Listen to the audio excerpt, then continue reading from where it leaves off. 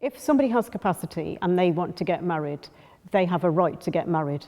And it's about supporting the person with a learning disability, and it might be that professionals or nurses need to be involved and talking to the person about sexual relationships, because actually in the South Asian community there are certain taboos, sex being one of them, independence, people having a life outside of their own, outside of the family home is quite a taboo, and families don't want to allow their person with a learning disability or a vulnerable adult to develop independence because they want to protect them. They have that kind of natural instinct. They want to protect. So it's about raising awareness. It's also about sort of educating professionals that actually there is a real clear difference between an arranged and a forced marriage. An arranged marriage is a long-standing tradition in the South Asian community.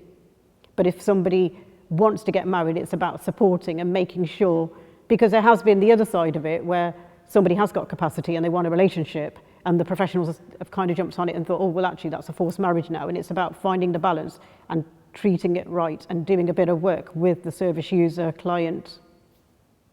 South Asian communities, I think that there's a long-standing tradition of about arranged marriages within the South Asian community, and sometimes parents think they know best. And actually they don't always know the difference between an arranged and a forced marriage, especially if a person's got a learning disability. Families will feel that actually they're the next of kin, or they can make life-changing decisions on behalf of their child.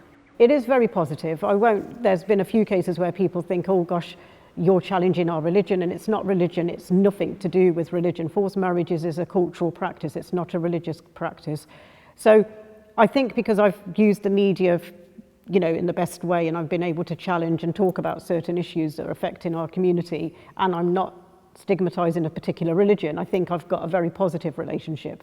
But parents sometimes are worried, and I think now that legislation's coming later this year, they're very anxious about being prosecuted. And I'm sort of saying to parents, actually, if your child is dependent on you, they're not going to report you. So I'm doing a lot of work and educating our communities, and we're trying to say to them that we need to be supporting your children to have a life on their own.